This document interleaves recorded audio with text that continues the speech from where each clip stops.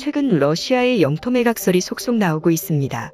우크라이나의 서방권 대사관들이 업무를 재개하고 있고, 미국까지 우크라이나 수도 키이우의 대사관을 재가동하기로 하면서 러시아의 패전 확률이 점점 높아질 뿐 아니라 패전에 대한 배상 책임이 공론화될 경우 러시아 경제 붕괴로 이어져 20세기 초, 19세기 초의 상황 때처럼 러시아 영토 매각이 진행될 것이라는 전문가들의 분석이 나오고 있습니다. 국토전략TV? 러시아의 우크라이나 침공이 더욱 심각한 위기에 직면하고 있습니다. 전문가들은 이대로 가다가는 러시아의 정권 교체가 이어질 가능성이 매우 높고 또 푸틴의 실각으로 이어질 수 있다는 분석이 제기되고 있습니다.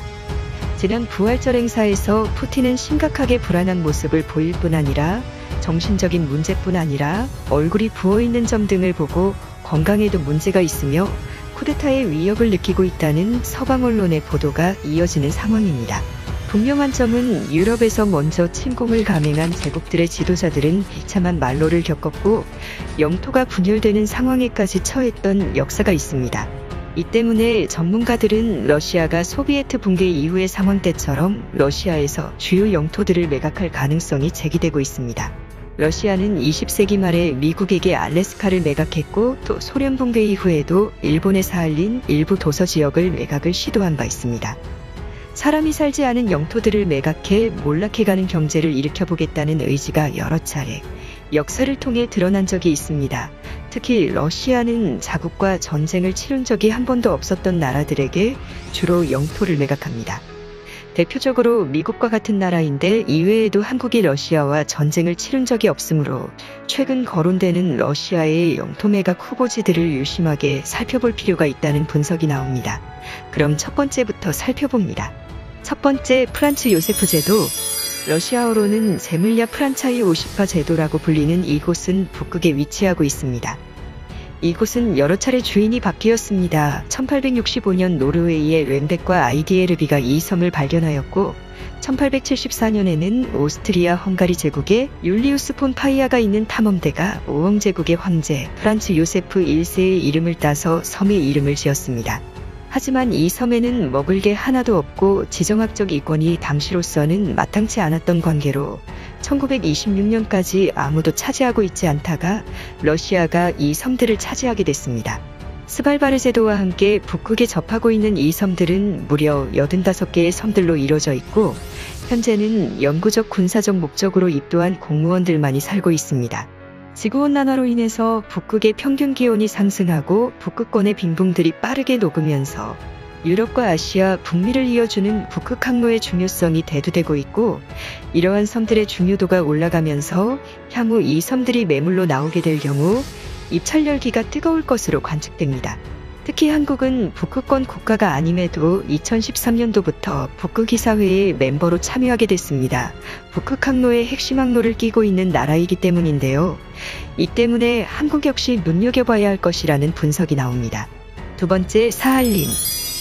사할린은 1905년 러시아 니콜라이 2세 황제가 직접 현재 가치 약 하나 18억 원의 사할린을 미국에 매각하려 했습니다. 일본과의 충돌을 피하고 러시아와 비교적 우호적 관계였던 미국에게 매각을 하는 편이 옳다고 판단했기 때문입니다.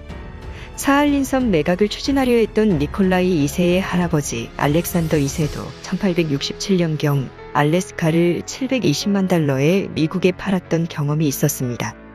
심지어 제정 러시아가 붕괴된 이후 볼시비키 세력이 집권하자 러시아의 지도자였던 레닌은 사할린섬의 점유를 로마노프 왕조의 제국주의에 의한 불법 점유라고까지 주장을 하며 일본의 사할린섬 전체를 매각하려 했습니다. 하지만 그것은 실행되지 않았고 사할린섬의 석유 개발권만 일본에 양도를 하여 일본이 사할린에 대한 광물 자원을 획득하도록 했습니다. 오늘날까지 사할린의 석유를 거래할 때에는 일본계 은행을 통해 거래를 하고 있을 정도로 사할린은 일본과 연관이 매우 깊습니다. 하지만 러시아가 우크라이나전에서 패전하고 막대한 전후배상금 또 전후경제복구를 위해 사할린 매각을 시도할 수 있다는 분석이 제기됩니다. 사할린의 경우 현재 일본이 애매하게 영유권을 주장을 하고 있기도 합니다. 남사할린을 일본이 제2차 세계대전 직전까지 점령을 했었고 구체적인 행정력과 식민활동을 했었던지라 일본은 여전히 지도상의 남사할린의 표기 방법을 러시아의 영토나 일본의 영토도 아닌 애매한 색으로 표기한 지도가 간혹 발행됩니다. 하지만 사할린이 매각되게 될 경우 한국이 매입할 가능성도 높습니다. 그 이유는 인구의 약 10%가 한국인들로 많은 한국계 사할린인들이 거주하고 있고 한국과의 교역 비중이 매우 높기 때문입니다. 심지어 역사학자들은 사할린을 과거 발해나 고구려의 간접 영향권에 포함시키는 학자들도 있습니다. 만약 사할린이 한국령에 포함될 경우 한국의 해양 영토는 동해 전체뿐 아니라 북태평양까지도 확대될 수 있어 눈여겨볼 필요가 있다는 분석이 나옵니다. 세 번째, 쿠릴열도. 쿠릴열도는 가장 최근까지 매각이 거론됐던 열도입니다. 바로 러시아 푸틴 대통령이 아베 총리에게 쿠릴열도 중 남쿠릴열도의 가장 작은 섬 2개 섬을 매각하려 했던 것입니다. 그 대가로 러시아는 경제 발전이 더딘 극동러시아에 일본의 화자금을 끌어들여 막대한 경제 부흥 계획을 진행하려 했던 것입니다. 하지만 러일 관계 악화로 이 매각은 무산됐습니다. 쿠릴열도는 아메리카 대륙과 아시아 대륙을 마치 징검다리 돌다리처럼 연결해주는 열도입니다. 이 섬들 중에는 섬 안에 섬이 있는 섬까지 있을 정도로 매우 독특한 경관을 자랑하지만 워낙 날씨가 춥고 또 지진과 화산 활동이 잦아서 사람이 살기엔 다소 어려운 지역들입니다. 이런 만큼 러시아가 모든 섬을 관리하기에는 매우 부담스러운 것이 사실이고 수산 자원 확보 외에는 딱히 이득이 없는 상황입니다. 이 때문에 러시아와 비적대적 국가에게 해당 섬들의 매각을 추진할 가능성이 있다는 분석이 나옵니다. 네 번째, 캄차카. 캄차카는 과거 신라의 영향권 지역이었습니다. 바로 석탈해가 캄차카 반도 출신입니다. 캄차카와 관련이 있는 나라는 영국이 있습니다.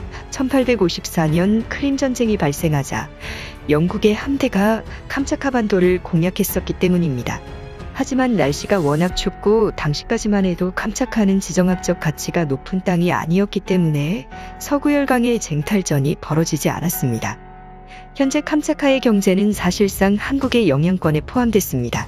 캄차카와 사할린, 쿠릴열도 이렇게 3개 지역이 탑트레이드 파트너, 즉 가장 교역 비중이 높은 나라가 한국이 됐기 때문입니다.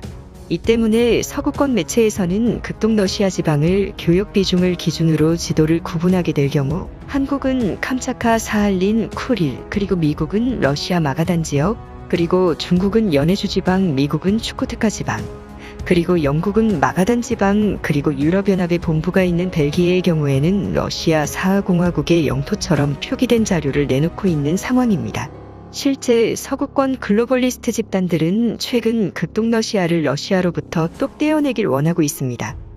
실제 극동러시아 지방은 점점 러시아인들과는 다른 인종들로 바뀌고 있습니다.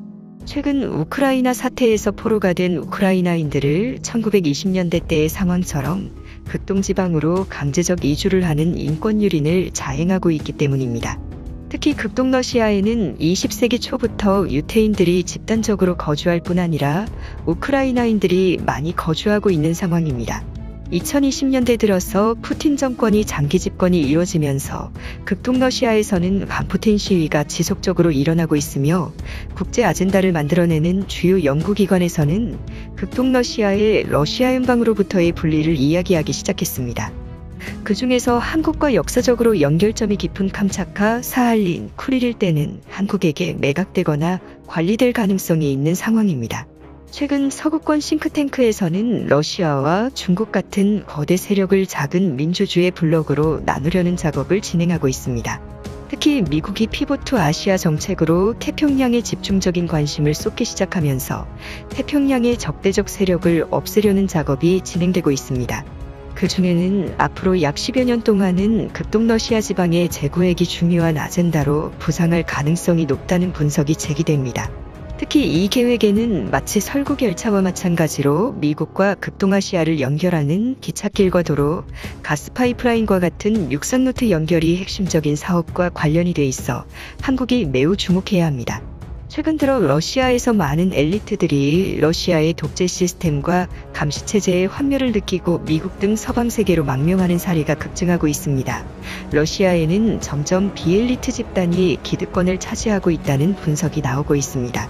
푸틴 정권이 막을 내리게 되면 러시아는 세계 평화를 파괴한 대가를 치러야 한다는 분석이 나오는 가운데 한국이 극동지방에서의 지정학적 역할이 부상하고 있습니다.